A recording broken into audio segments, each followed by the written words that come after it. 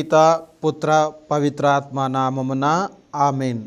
ప్రభు మీతో ఉండునుగాక, మీ ఆత్మతో ఉండునుగాక. పునీత మత్తయి గారు రాసిన పవిత్ర సువిశేషములోని భాగము. ప్రభువా మీకు మహిమ కలుగునుగాక.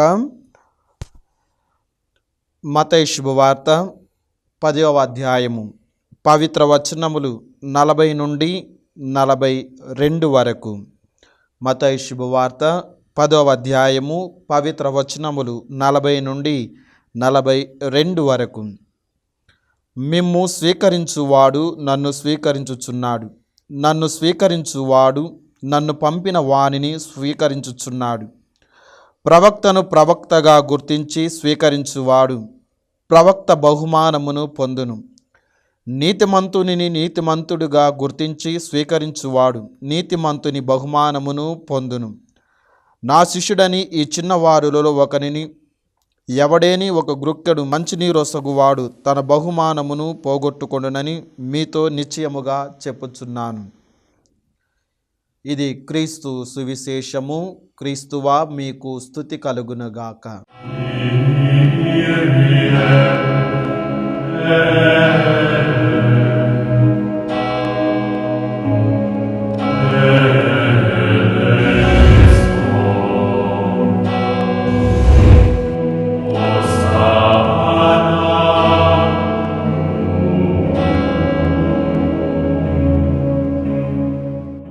క్రీస్తునాథుని యందు ప్రియ సహోదరి సహోదరులారా, దివ్యవాణి ప్రేక్షకులారా, క్రీస్తు సందేశమును ఆలకిస్తూ ఉన్నటువంటి విశ్వాసులారా, మీ అందరికీ కూడా ప్రభు అయిన యేసుక్రీస్తు పరిశుద్ధ దివ్య నామములో శుభాభివందనములు తెలియజేస్తూ ఉన్నాం. ప్రియ సహోదరి సహోదరులారా, ఈరోజు సువిశేష పఠనము ద్వారా క్రీస్తు ప్రభు మనందరికీ కూడా ఇస్తూ ఉన్నటువంటి గొప్ప దైవ సందేశము, నా కుటుంబము దేవుని దీవెనలు పొందాలి అంటే నేను చేయవలసినది.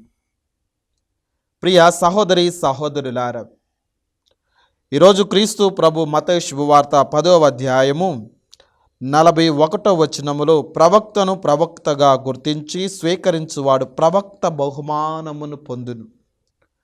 ప్రియ విశ్వాసులారా, దేవుని బహుమానము నీవు నేను మనందరి కుటుంబాలు పొందాలి అంటే ఈ రోజున మనము దేవుని సన్నిధిలో ఈ వాక్యాన్ని వింటూ, వాక్యాన్ని ధ్యానం చేస్తూ, మరి ముఖ్యంగా వాక్యానుసారముగా జీవించాలి. ప్రియ విశ్వాసులారా, పునీత పౌలు గారు రోమీయులకు రాసిన లేఖ 10వ అధ్యాయము 15వ వచనములో స్వార్థను బోధించు వారి పాదములు ఎంత సుందరమైనవి అని వాక్యము ద్వారా సెలవిస్తూ ఉన్నాడు. ప్రియ విశ్వాసులారా, చాలామందికి దేవుని వాక్యం వినాలి అని, ప్రార్థనలో పాల్గొనాలి అని, మరి ముఖ్యముగా కొద్దిసేపైన దేవుని సందేశము నాకు ఎవరైనా అందించగలిగితే చాలా బాగుంటుంది అని అనిపిస్తూ ఉంటుంది. కానీ అందరికీ అంత గొప్ప అవకాశం ఉండకపోవచ్చు. కానీ ఈరోజు నీకు నాకు మనందరికీ మన కుటుంబానికి దేవుడు ఇస్తూ ఉన్నటువంటి గొప్ప సందేశము ఈ దైవ సందేశము. క్రీస్తు సందేశము ద్వారా ఈరోజు మనందరము కూడా నా కుటుంబము దీవెనలు పొందాలి అంటే ఈరోజు ఈ వాక్యం ద్వారా ధ్యానం చేయాలి. ప్రియ విశ్వాసులారా, మన దృష్టి మారితే మన సృష్టి మారుతుంది. అనగా నువ్వు ఆలోచించే ఆలోచన విధానము మారితే ఈ యొక్క ప్రపంచము తప్పనిసరిగా మారుతూ ఉంది. కారణం నీ దృష్టి మారుతూ ఉన్నది. ఎప్పుడైతే నీ దృష్టి మారుతుందో నీ సృష్టి కూడా మారుతూ ఉంది. ప్రియ విశ్వాసులారా, మరి ముందుగా దేవుని నుండి నేను నా కుటుంబము దీవెనలు పొందాలి అంటే మొట్టమొదటిగా దేవుని బిడ్డలుగా, విశ్వాసులుగా, క్రీస్తు ప్రభువును నమ్మినటువంటి క్రీస్తు ప్రభు శిష్యుడుగా, శిష్యురాలుగా మనకు ఉండవలసినది దేవుని మీద నమ్మకము. ప్రియ విశ్వాసులారా, దేవుడి మీద పరిపూర్తి అయినటువంటి విశ్వాసం, దేవుని మీద పరిపూర్ణమైనటువంటి నమ్మకము కలిగి జీవించాలి. అంతేకాని ఏదో మొకమాటము కోసము, ఏదో వచ్చాము కదా, చేశాము కదా అన్న విధముగా దేవుడిని విశ్వసించకూడదు. అలా విశ్వసించినట్లయితే బహుశా మనము దేవుని నుండి దీవెనలు కోల్పోవచ్చు. ప్రియ విశ్వాసులారా, ఈ రోజున ప్రభు ప్రతి ఒక్కరికి, ప్రతి కుటుంబానికి, అందరికీ కూడా దీవెనలు ఇవ్వటానికి సంసిద్ధముగా ఉన్నాడు. ఆ దీవెనలు పొందుకోవాలి అంటే ఈరోజు నీవు నేను కూడా మొట్టమొదటిగా దేవుని మీద అపారమైనటువంటి నమ్మకము, దేవుని పైన ఉన్నటువంటి అపారమైనటువంటి విశ్వాసము కలిగి జీవించాలి. ప్రియ విశ్వాసులారా, ఆ దేవుని వాక్యాన్ని వింటున్నటువంటి మనము ఈ యొక్క దేవుని వాక్యము నా జీవితంలో అక్షరాల నెరవేరుతూ ఉంది అని విశ్వసించాలి. కారణం ఇది దేవుని వాక్కు. ప్రియులారా, మనం ఈ లోకములో అనేక మంది మాటలు వింటూ నమ్ముతాం. ముఖ్యంగా ఇన్సూరెన్స్ కంపెనీ వాళ్ళు కానీ, లేదా ఇతర కంపెనీ వాళ్ళు కానీ అనేక మాటలు, మాయ మాటలు చెప్పి నమ్మిస్తూ ఉంటారు. ప్రజలను మభ్యపెడుతూ ఉంటారు. గాలిలో మేడలు కడుతూ ఉంటారు. ప్రజలు కూడా, ముఖ్యంగా ప్రభువును నమ్మిన విశ్వాసులు కూడా ఆ మాటలు ఎక్కువగా నమ్ముతూ ఉంటాం. మోసపోతూ ఉంటాం. బోరున ఏడుస్తూ ఉంటాం. ప్రియ విశ్వాసులారా, వాటిని ఏ విధముగానైతే నమ్ముతూ ఉన్నామో, మోసపోతూ ఉన్నామో మనందరం ఈ రోజున చూస్తూ ఉన్నాం. అంత మోసం చేసే వారి మాటలను నమ్మినటువంటి నీవు, మోసపోయినటువంటి నీవు ఎందుకు దేవుని వాక్కును పరిపూర్ణముగా నమ్మవు? ఎందుకు దేవుని వాక్కును సంపూర్ణముగా విశ్వసించలేకపోతూ ఉన్నావు? ప్రియ సహోదరి సహోదరులారా, ఒక్కసారి దేవుని వాక్కును విని నమ్మి ఒక్కసారి జీవించు. తప్పకుండా నీ జీవితంలో, నీ కుటుంబంలో దేవుని దీవెనలు అపారముగా కుమ్మరించబడతాయి. అందుకే దేవుడు యెషయా ప్రవక్త ద్వారా యెషయా గ్రంథము 40వ అధ్యాయము 31వ వచనములో ఈ విధముగా సెలవిస్తూ ఉన్నాడు. కానీ ప్రభువును నమ్మిన వారు నూతన బలమును పొందుదురు అని. ఈ రోజున ప్రియ విశ్వాసులారా, నీవు దేవుడిని ఎంతవరకు నమ్ముతూ ఉన్నావు? ఆ నూతన బలాన్ని ఎంతవరకు పొందుకుంటూ ఉన్నావు? వాక్యం అంటూ ఉన్నది, వారు పక్షిరాజు వలె అలసట లేక నడుస్తారు అని. ఈ రోజున నీవు నేను కూడా ప్రియ విశ్వాసులారా ఈ లోకములో మానవ జీవితమును జీవిస్తూ ఉన్నాం. మనకు ఎదురయ్యే ప్రతి సమస్యను ఎదుర్కోలేకపోతూ ఉన్నాం. మనకు అడ్డుగా వచ్చే ప్రతి ఒక్క ఇబ్బందిని కూడా మనంతట మనము దాటలేకపోతూ ఉన్నాం. ముఖ్యంగా అనేక సమస్యలు, ఆర్థిక సమస్యలు కావచ్చు, మనశ్శాంతి లేకపోవచ్చు, కుటుంబంలో ఐక్యత లేకపోవచ్చు, మరీ ముఖ్యంగా మన అనుకున్న వాళ్ళే మనను అనేక సార్లు మోసం చేస్తూ మన యొక్క ఆత్మధైర్యాన్ని కోల్పోతూ ఉంటాం. ప్రియ విశ్వాసులు, వీటన్నిటి నుండి కూడా మనం ఎదుర్కోవాలంటే మానవులుగా మన యొక్క బలము సరిపోకపోవచ్చు. కానీ ప్రియ విశ్వాసులు, వాక్యం ఏమంటుంది? ప్రభువుని నమ్మిన వారు నూతన బలాన్ని పొందుకుంటారు అని. ఈ రోజున ప్రియ సహోదరి సహోదరులారా, ఒక్కసారి దేవుడిని నమ్మి చూడు, నూతన బలాన్ని నువ్వు పొందుకుంటావు. ఆ నూతన బలము చేత నీవు, నీ కుటుంబము నడిపించబడుతుంది. ఆ యొక్క నూతన బలము చేత నీవు జీవించినట్లయితే ఆకాశములో ఎగిరే ఆ పక్షిరాజు వలె నువ్వు అంచెలంచెలుగా ఎదుగుతూ ఉంటావు. ప్రియ సహోదరి సహోదరులారా, అలసటి లేక నీవు నడుస్తూ ఉంటావు. అందుకే ఈ రోజున నీవు నేను కూడా దేవుడిని పరిపూర్ణంగా విశ్వసించాలి, దేవుడిని పరిపూర్ణంగా నమ్మాలి. అప్పుడే మన కుటుంబము దీవించబడుతుంది, అప్పుడే మన యొక్క జీవితాలు ఆశీర్వదించబడతాయి. ప్రియ సహోదరి సహోదరులారా, బైబిల్ గ్రంథంలో అనేక మంది దేవుడిని పరిపూర్ణంగా విశ్వసించారు.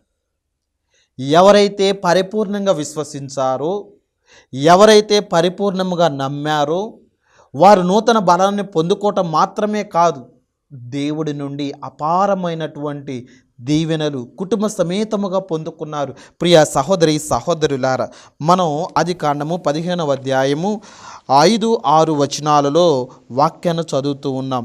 ముఖ్యంగా 5వ వచనములో దేవుడు అబ్రహామును వెలుపలకు తీసుకొని వచ్చి ఆకాశం వైపు చూడుడు, లెక్క పెట్టగలిగినచో నక్షత్రములు లెక్కబెట్టుము, నీ సంతతి కూడా అలాగనే అగును అని చెప్పాను. ప్రియ విశ్వాసులారా, చూడండి, దేవుడు అబ్రహామును వెలుపలకు పిలుస్తూ ఉన్నాడు. అనగా ఆ యొక్క సమాజము నుండి, ఆ యొక్క ప్రాంతము నుండి, ఆ యొక్క స్థితి నుండి వేరుపరుస్తూ ఉన్నాడు. వేరుపరిచి ఏకాంతముగా తీసుకొని వచ్చి ఆకాశం వైపు చూడు అంటూ ఉన్నాడు. చూచి లెక్కబెట్టగలిగినటువంటి నక్షత్రములను ఆకాశములో లెక్కబెట్టు, నీ సంతతి కూడా ఆ విధముగా అభివృద్ధి చెంది, నీ కుటుంబము కూడా దీవెన ఆ విధముగా పొందుతారు అని వాగ్దానం చేస్తూ ఉన్నాడు. ప్రియులారా, మరలా 6వ వచనములో అబ్రహాము దేవునిని నమ్మెను, ఆ నమ్మకమును బట్టి దేవుడు అబ్రహామును నీతిమంతునిగా ఎంచుతూ ఉన్నాడు. చూడండి ప్రియ సహోదరి, ఎంత గొప్ప మాట. అబ్రహాము దేవుడిని పరిపూర్తిగా నమ్మాడు. ఆకాశములో చూపిస్తూ, అయ్యా ఇదిగో ఈ యొక్క లెక్క పెట్టగలిగిన నక్షత్రము నేను ఎక్కడ లెక్క పెట్టగలను, ఇది అసాధ్యము అని అపనమ్మకము చూపలేదు. ప్రియులారా, అబ్రహాము దేవుడిని పరిపూర్తిగా నమ్ముతూ ఉన్నాడు. ఆ నమ్మకమును బట్టే అబ్రహామును నీతిమంతునిగా చేయటం మాత్రమే కాదు, దేవుడు ఇచ్చినటువంటి వాగ్దానుసారముగా అబ్రహామును దీవిస్తూ ఉన్నాడు. ప్రియ సహోదరి సహోదరులారా, మరి ఈ రోజున నీవు నేను ఎందుకు ప్రభువుని పరిపూర్తిగా నమ్మలేకపోతూ ఉన్నాం? ఆ ప్రభువుని ఒకసారి నమ్మి నీ యొక్క జీవితాన్ని జీవించు. దేవుడు తప్పకుండా నీ విశ్వాసము ద్వారా నీ కుటుంబం మొత్తమును దీవించబోతూ ఉన్నాడు. ప్రియ సహోదరి సహోదరులారా, యెహోషువ గ్రంథములో మనం చదువుతూ ఉన్నాం. ముఖ్యంగా మోషే నాయకత్వము అనంతరము యెహోషువ ఆ ఇజ్రాయేల్ ప్రజలను నడిపించటానికి దేవుడి చేత ఎన్నుకోబడుతూ ఉన్నాడు. ఆ యెహోషువ ఆ ఇజ్రాయేల్ ప్రజలందరి యొక్క జీవిత విధానాన్ని చూస్తూ ఉన్నాడు. ముఖ్యంగా వారు దేవుడిని మరచిపోయి జీవిస్తూ ఉన్నారు, విగ్రహారాధన చేస్తూ ఉన్నారు, దేవుడి మీద వినయ విధేయతలు చూపలేకపోతూ ఉన్నారు, భయభక్తులు కనుమరుగవుతూ ఉన్నాయి. అటువంటి సందర్భంలో యెహోషువ దేవునికి ప్రార్థన చేసి ఆ ఇజ్రాయేల్ ప్రజలందరినీ, పెద్దలను ప్రజలను అందరిని ఒక చోటకు పిలిచి అంటూ ఉన్నాడు, ఇదిగో ఈ రోజున మీరు ఒక నిర్ణయం తీసుకోండి. ఏమిటా నిర్ణయము? దేవుడు మీ అందరినీ కూడా, ముఖ్యంగా మన పూర్వీకులది అందరినీ కూడా ఐగుప్తు బానిసత్వము నుండి వాగ్దాన భూమికి నడిపించాడు, స్వతంత్రాన్ని కల్పించాడు, మనకిష్టమైనటువంటి వాగ్దాన భూమిని ఇస్తూ ఉన్నాడు. ఈ 40 సంవత్సరములు కూడా దేవుడు ఎంతగానో దీవించాడు. పగలు మేఘస్తంభమై, రాత్రి అగ్నిస్తంభమై కాపాడాడు. రాత్రి నుండి నీరు ఇచ్చాడు. ఎర్ర సముద్రం 2 పాయలుగా చేస్తూ ఉన్నారు. శత్రువులను ఓడిస్తూ ఉన్నాడు. మరి ముఖ్యంగా ఆకాశం నుండి మన్నా భోజనమునిస్తూ ఉన్నాడు. ఈ విధముగా కంటికి రెప్పలాగా కాపాడుతూ ఉన్నాడు.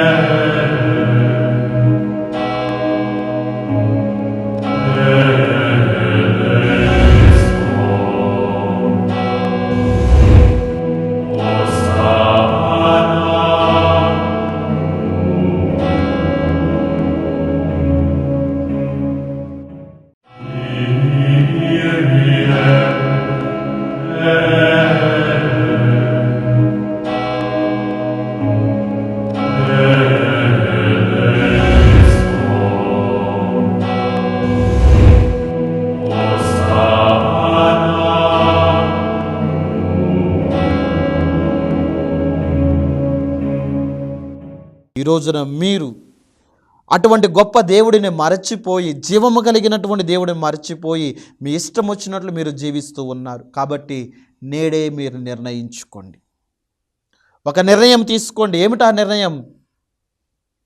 మీరు ఎవరిని ఆరాధిస్తారు? పూర్వీకుల దేవుడిని ఆరాధిస్తారా? మిమ్మల్ని స్వతంత్రులు చేసిన దేవుడిని ఆరాధిస్తారా? మిమ్మల్ని కంటికి రెప్పలాగా కాపాడుతున్నటువంటి సజీవము కలిగిన దేవుని ఆరాధిస్తారా? లేదా ఇతర దేవతలను దేవుళ్ళను ఆరాధిస్తారా? మీరే నిర్ణయించుకోండి. మీరు ఏ దేవుడినైనా ఆరాధించుకోండి, కానీ నేను నా కుటుంబం మాత్రము. ప్రియ విశ్వాసులారా, గమనించండి, ఆలోచించండి.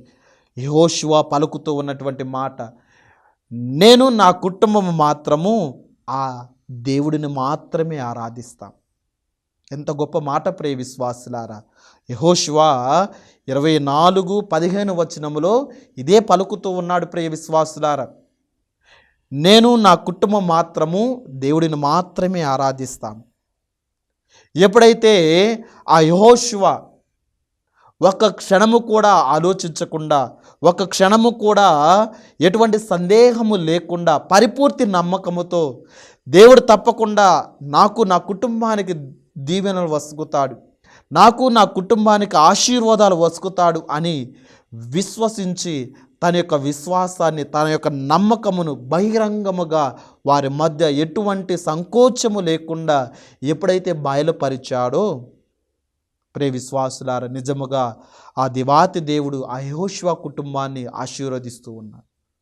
ఎప్పుడైతే యెహోషువ బహిరంగంగా ఆ మాట, తన యొక్క ఆరాధనను తెలియజేస్తూ ఉన్నాడు, తన యొక్క నమ్మకాన్ని వ్యక్తపరుస్తూ ఉన్నాడు, ఇజ్రాయేల్ ప్రజలందరూ కూడా ఒకే మాటగా, అయ్యా మేము కూడా ఆయనను తప్ప ఎవరు ఆరాధిస్తాం, ఆయనను తప్ప ఇంకెవరని మేము ఆరాధిస్తాము, మేము కూడా ఆయననే ఆరాధిస్తాము అని వారందరూ కూడా ఏకకంఠముగా పలుకుతూ ఉన్నారు. ప్రియ సహోదరి సహోదరులారా, చూడండి, ఆ ఒక్క యెహోషువ కుటుంబం వలన ఇజ్రాయేల్ ప్రజలందరూ కూడా మంచి నిర్ణయం తీసుకుంటూ ఉన్నారు. వారందరూ కూడా, ఆ కుటుంబాలన్నీ కూడా దేవుని చేత నిండుగా మెండుగా ఆశీర్వదించబడుతూ ఉన్నాయి. ప్రియ సహోదరి సహోదరులారా, ఇంకా మనము ఆదికాండము 5వ అధ్యాయము 23వ వచనములో ఒక చక్కని వాక్యాన్ని చదువుతూ ఉన్నాం. వాక్యము ఈ విధముగా సెలవిస్తూ ఉంది. ప్రియ విశ్వాసులారా, అతడు 365 ఏండ్లు బ్రతికెను. ఎవరు అతను? హానోకు. ప్రియ విశ్వాసుల 22వ వచనములో మనం చదువుతూ ఉన్న హానోకు 65 ఏండ్లప్పుడు మెతూషాయేల పుట్టిన తరువాత హానోకు 300 ఏళ్ళు దేవునితో నడుచుచు కుమారులను కుమార్తెలను కనుచు అతడు 365 ఏండ్లు బ్రతుకుతూ ఉన్నాడు. ప్రియ విశ్వాసులారా, హానోకు దేవునకు సహచరుడై జీవించెను. ఆ తరువాత జనులు అతనిని చూడలేదు. దేవుడు హానోకును కొనిపోతూ ఉన్నాడు. చూడండి ప్రియ సహోదరి సహోదరులారా, హానోకు ఏం చేస్తూ ఉన్నాడు? దేవునితో నడుస్తూ ఉన్నాడు. 365 సంవత్సరములు దేవునితో కలిసి నడుస్తూ ఉన్నాడు. దేవుడిని నమ్ముతూ ఉన్నాడు. ప్రియ సహోదరి సహోదరులారా, అందుకే హనోకు కుటుంబమును దేవుడు దీవిస్తూ ఉన్నాడు. ఈ రోజున నీవు నేను కూడా హనోకు వలె 365 రోజులు దేవునితో కలిసి నడవాలి. 365 రోజులు దేవునితో సంబంధము కలిగి జీవించాలి, అనగా ప్రార్థనా జీవితాన్ని జీవించాలి. ప్రియ సహోదరి సహోదరులారా, ఏ కుటుంబం అయితే కలిసి ప్రార్థన చేస్తూ ఉంటుంది, ఏ కుటుంబం అయితే కలిసి ప్రార్థన చేస్తూ ఆ కుటుంబము కలకాలము కలిసి ఉంటుందని మనం వింటూ ఉన్నాం అనేక సార్లు.